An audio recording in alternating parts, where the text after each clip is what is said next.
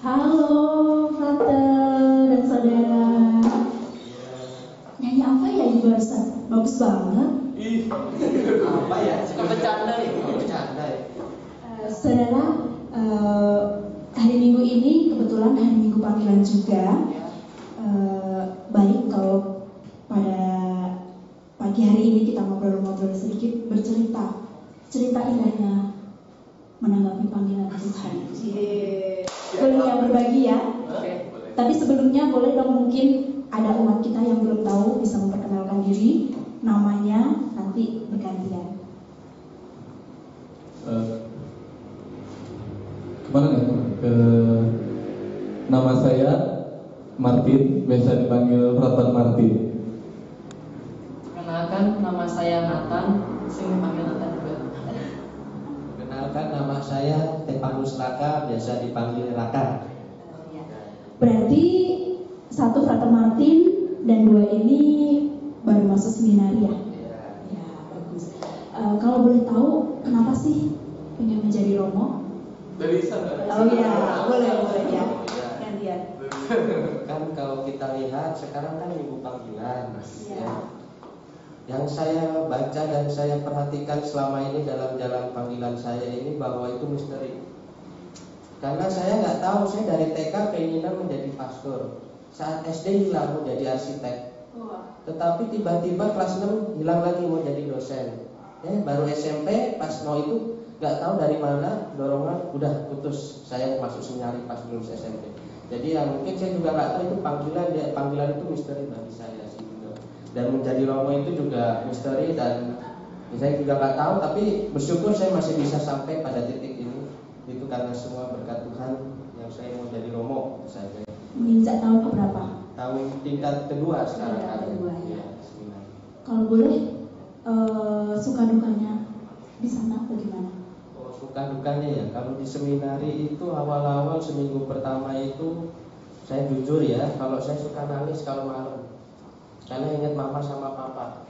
Ya itu karena memang iya, karena kan biasanya kami ngobrol bersama segala macam, waktu selalu ada dengan orang tua, tapi tiba-tiba harus jauh dan itu memang ya itu bukan saya mau nggak mau, tetapi harus mau dan saya harus jalani saja karena itu memang keinginan saya dan saya harus jalani sampai pada saat. Terus berjuang ya. Terus berjuang. Ya.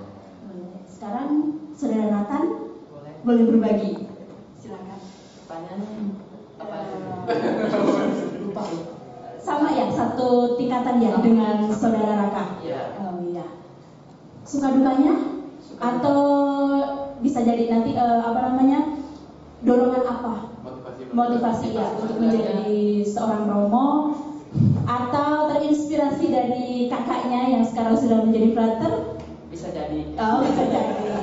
Tapi kan itu lain, mungkin dari dorongan sendiri dari pribadi apa? Utamanya kan saya lihat figur Martin. Apa panggilnya? Figur Martin. Oh, Frater Martin.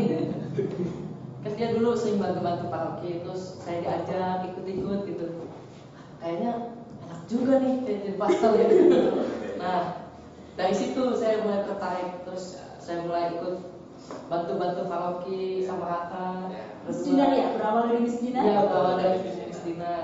Nah, terus berlanjut pas kelas 3 bingung mau kemana nih. Ya udah saya mutusin untuk masuk seminari. Nah, dari situ saya masuk seminari. Suka dukanya? Sukanya dikit. Oh, sukanya banyak. Oh, iya.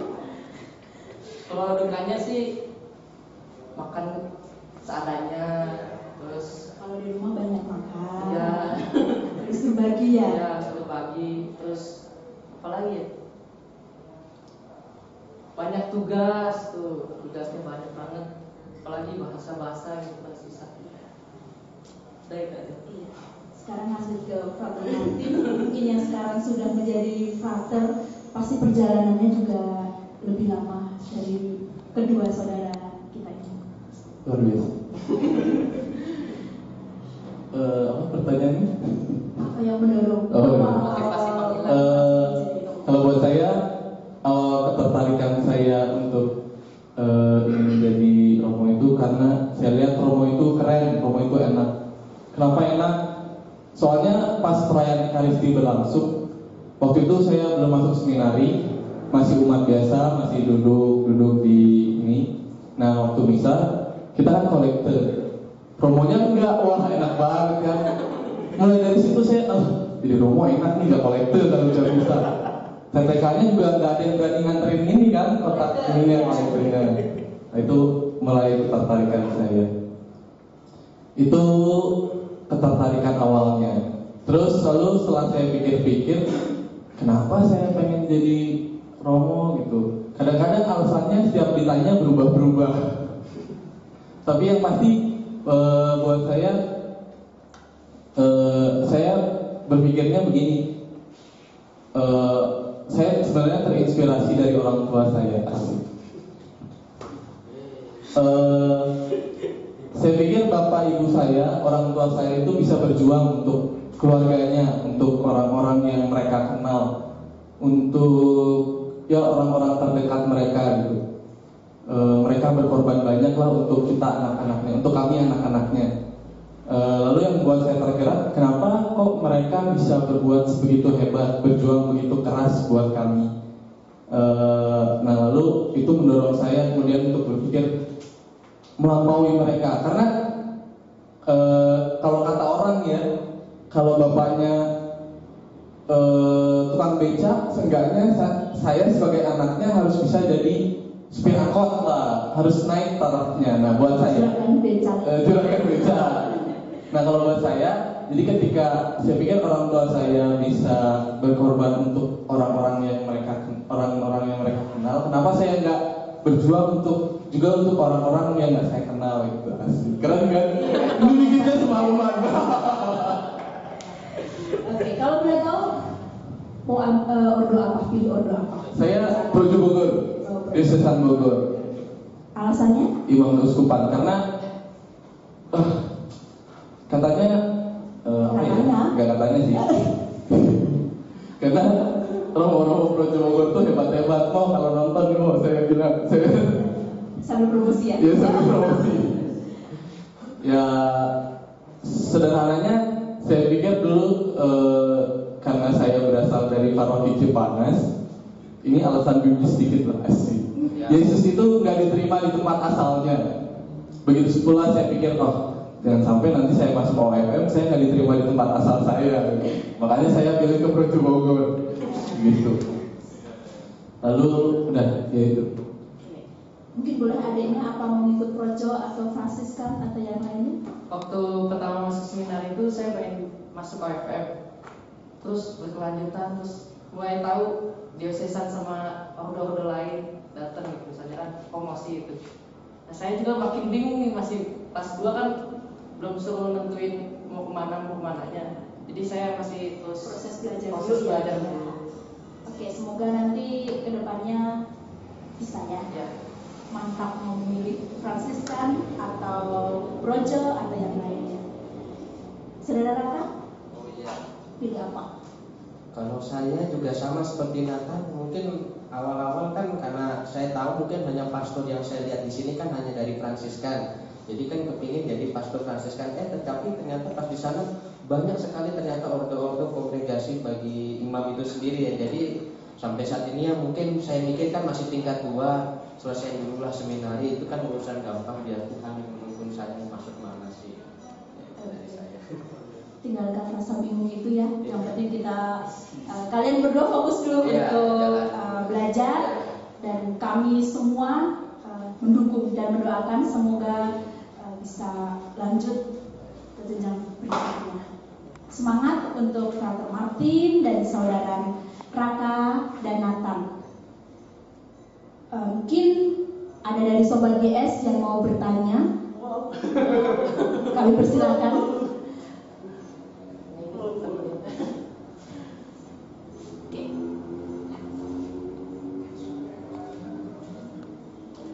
Baik, ini ada pertanyaan.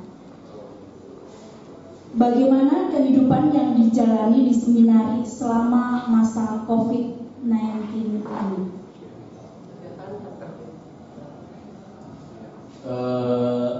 Selama masa COVID ini sih, rektor kami selaku pemimpin di seminari gitu dapat istilahnya anjuran gitu dari Bapak Uskup sendiri supaya menghindari kerumunan. Makanya kami itu di Seminari Tinggi Santo Petrus Paulus sebagian besar dipulangkan, terutama yang masih terjangkau yang ada di daerah Jawa ya. Sedangkan misalnya yang ada yang dari Kalimantan, dari Palembang pulang, dari Kalimantan gitu yang jauh-jauh dari Sumatera, mereka memutuskan nggak pulang, masih bisa tinggal di seminari. Ya, yang penting mengurangi kerumunan. Nah, yang ditinggal di seminari itu tinggal mereka yang jauh itu dan mereka yang sedang mengerjakan skripsi dan tesis. Nah, jadi tetap ada kegiatan di seminari, sedangkan kami disuruh pulang, istilahnya karantina mandiri sekaligus tetap menjalankan kewajiban sebagai seminaris ya, berdoa segala macamnya. Lalu yang dari seminari, di seminari menengah sesuai anjuran uskup juga, rektor memutuskan untuk memulangkan para seminaris agar tidak ada kerumunan gitu. Jadi sampai sama lah. ada tugas-tugas juga ya? Ya, tugas-tugas dari sekolah sama refleksi gitu masih dikerjakan. Ada refleksi kita. Sama ya. Satu pimpinan. Ada satu lagi pertanyaan. Kegiatan apa yang dilakukan selama di seminari? Kegiatannya apa sih? Biar menginspirasi teman-teman kita, mungkin anak-anak misdinar, karena tadi kan dari pengalaman dari saudara Raka dan Nathan kan berawal dari pelayanan misdinar ya. Jadi ada rasa tertarik untuk menjadi seorang romo atau imam. Untuk kegiatan mungkin bisa saya ceritakan saja mungkin dari awal bangun sampai tidur lagi ya. Jadi kalau di seminari Stella Maris Bogor itu kami mengawali hari itu dari pukul 5:15 atau 4:45. Nah, itu bangun tidur langsung mandi segala macam, dan 5:30 harus sudah di kapel.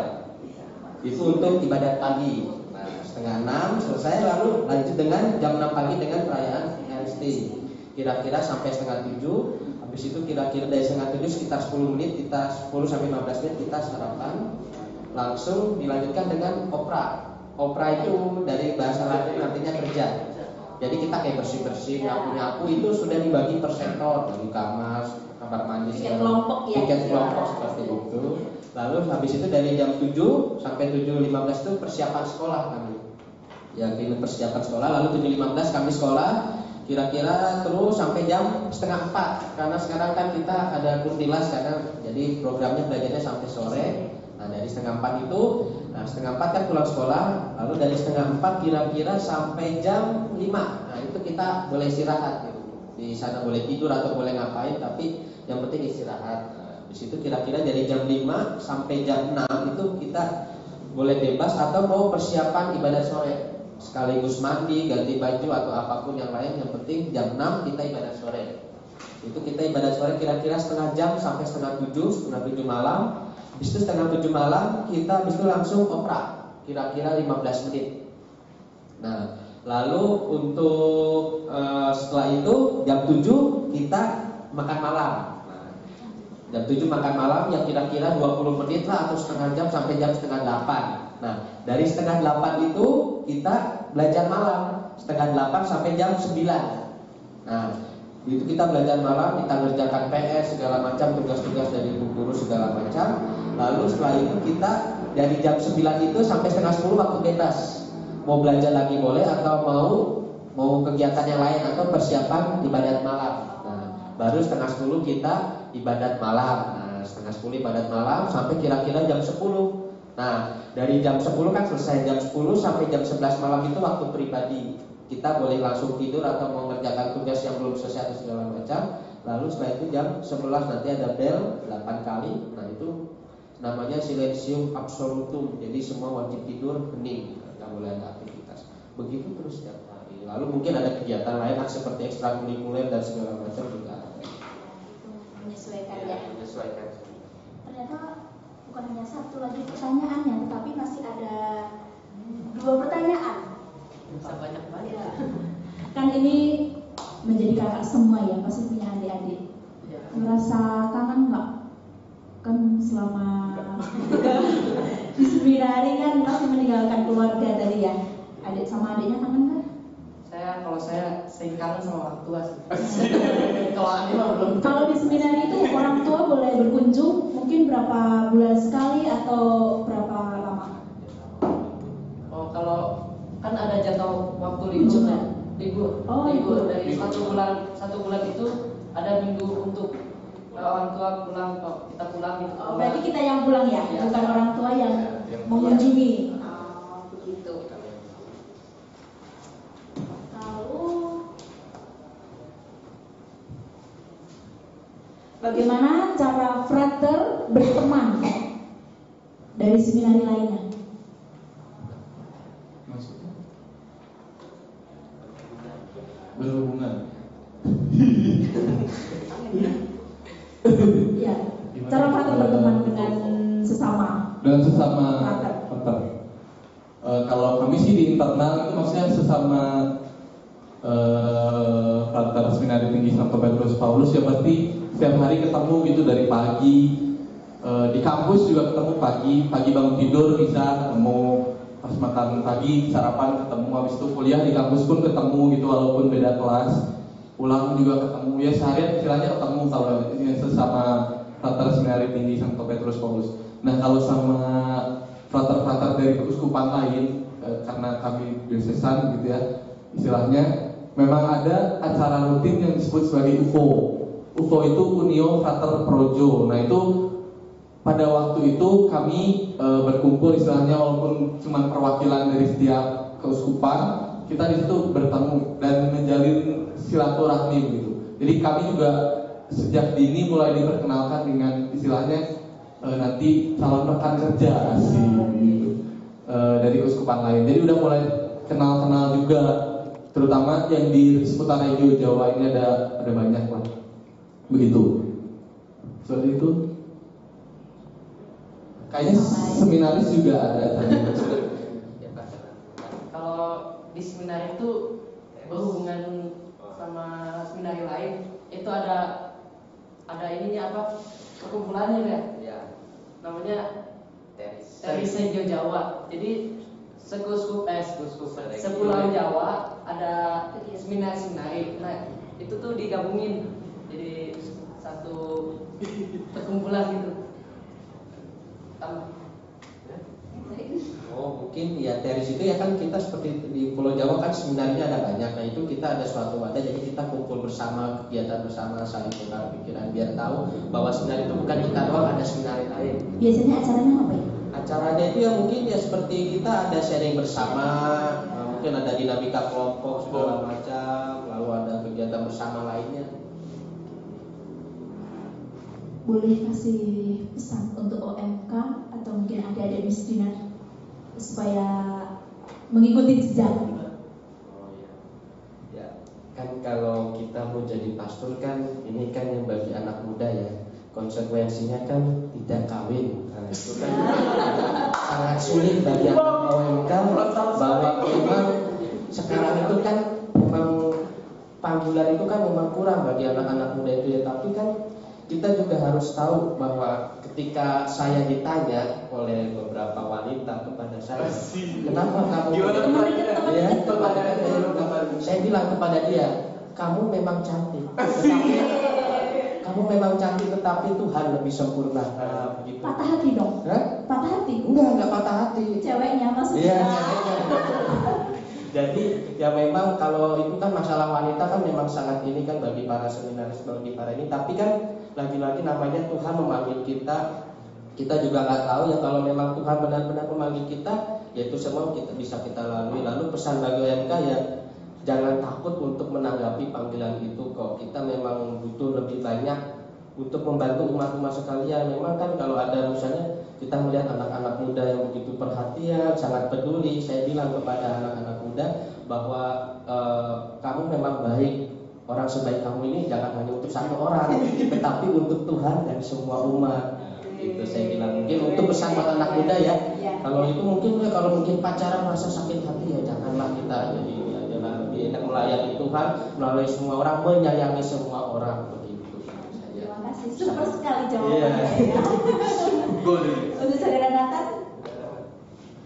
Kalau menurut saya sih cuma berpesan agar menjawab panggilan Tuhan, walaupun bukan panggilan itu untuk menjadi seorang pastor, misalnya menjadi poster gitu kan bisa, terus menjadi orang tua gitu kan bisa juga. Jadi jawablah panggilan Tuhan itu sesuai dengan apa yang Tuhan berikan. Lanjut, Brother Martin. Pesan saya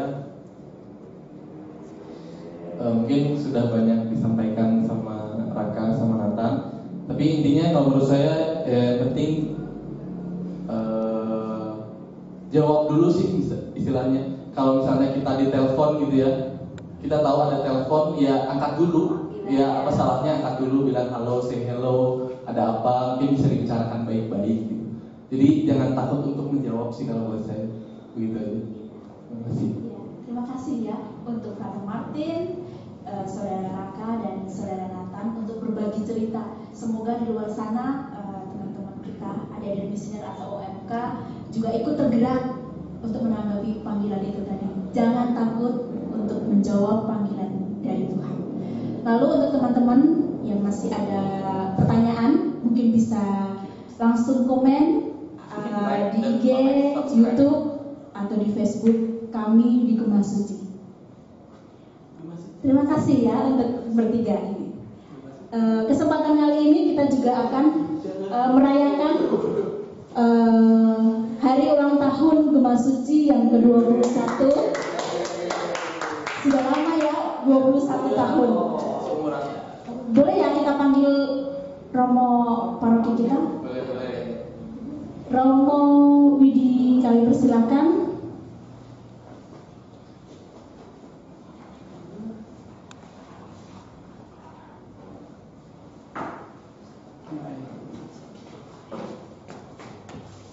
Terima kasih. Romo, ini kan Gemah Suci udah menginjak 21 tahun.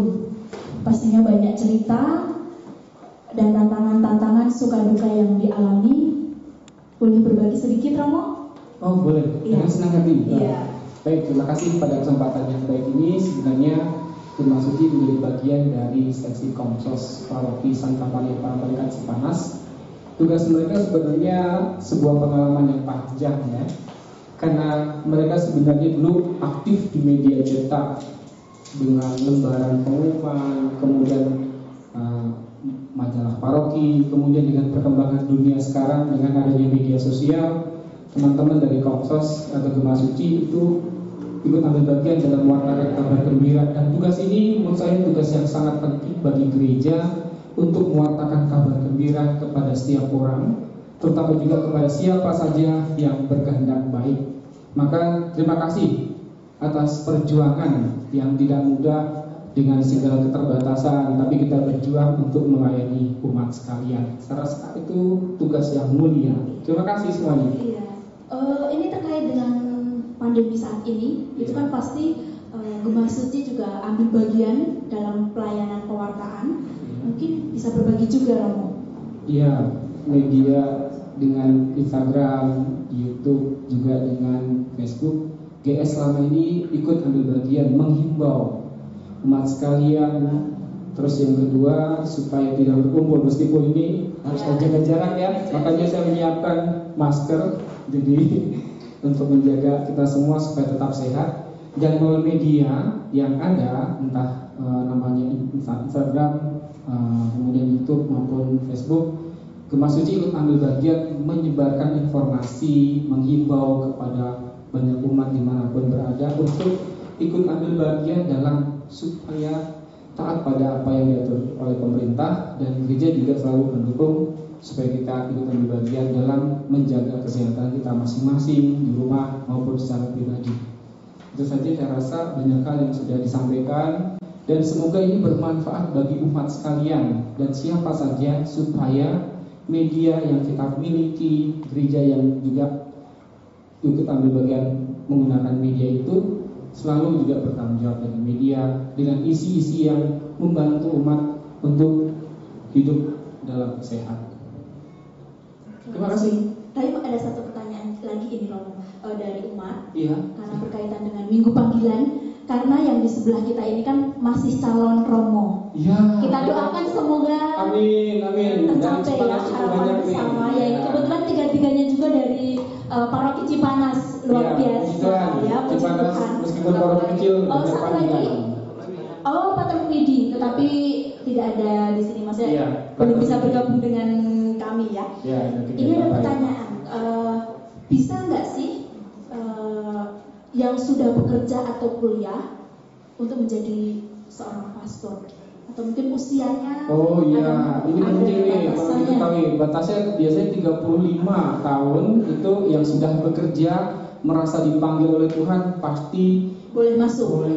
Pasti kuskupan atau kordo kongregasi senang sekali itu, karena mereka biasanya punya keterampilan yang mendukung karya pelayanan di kongregasi, ordo maupun keuskupan. Saya rasa itu sangat mungkin. Ya. Tetapi usia batasnya 35 tahun. Itu saja. Terima kasih ya, Romo. Terima kasih semuanya. Saya dari Cipanas. Cipanas. Tiup-tiup dulu ya, Romo. Ada kue sebagai simbol bahwa Gema Suci sudah menginjak ke 21 tahun. Semoga untuk kedepannya menjadi wadah pewarta sabda. Silakan, kita boleh berdiri. Oke. Simbol bahwa di tengah pandemi COVID-19 Boleh, Pak, ikut bergabung kita untuk tetap merayakannya dengan situasi sederhana, dengan tetap menjaga jarak, menjaga kesehatan untuk kita masing-masing dan kita bersama. Jadi selamat ulang tahun untuk Gema Suci yang ke-21. Jadi lilinnya jangan ditiup ya, nanti keluar. Ya. Baik, kita akan mengadakan seremoni kecil merayakan 21 tahun Gema Suci, salah satu media dalam paroki ini yang membantu pewartaan gereja. Terima kasih, selamat berjuang. Terus saya mau minta apa nih? Doa sedikit, Romo. Oke, doa. Kita berdoa ya. Dalam nama Bapa dan Putra dan Roh Kudus. Amin. Bapa yang Maha Baik, Engkau senantiasa mendampingi seluruh karya pelayananmu dimanapun, terutama di paroki kami dengan Gema Suci yang bagian penting dari seksi Komsos paroki. Mereka telah bekerja dengan caranya yang luar biasa. Semoga di usianya yang ke-21 tahun ini Engkau berkati mereka semua dengan berkat yang berlimpah jasmani maupun rohani, dan berkatilah seluruh umat yang dilayani. Semoga mereka juga ikut ambil bagian dengan caranya masing-masing untuk memajukan media ini. Tuhan sertamu dan sertamu juga. Semoga GS dan semua krunya diberkati oleh Allah yang Maha Kuasa, Bapa dan Putra dan Roh Kudus. Amin. Tuhan berkati. Terima kasih Provisiat untuk GS yang ke-21. Sama-sama kita boleh bikin simbol potongan. Oke, Ya, boleh. Simbol. Iya, simbol ya. Kita potong bahwa sah 21 tahun. Terima kasih, selamat ulang tahun, guys. Kita nyanyi bersama-sama yuk. Terima kasih. Happy birthday to you. Happy birthday to you. Happy birthday, happy birthday, happy birthday to you. Terima kasih Mas Suci, terima kasih Frater dan Saudara Nathan, Raka. Satu persembahan lagu dari mereka sebagai penutup. Oke, kita dengarkan bersama penonton. Terima kasih. Terima kasih, Tuhan berkati.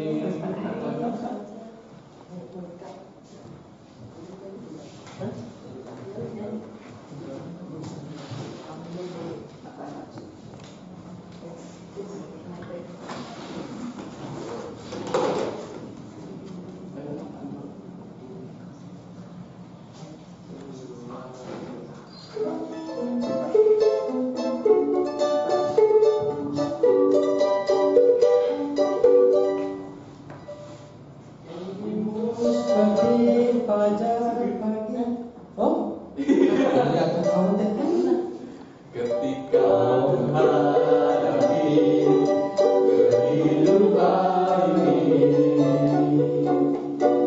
jalan mana yang masuk ini, ku tahu ku tak mampu, ku tahu ku tak sanggup.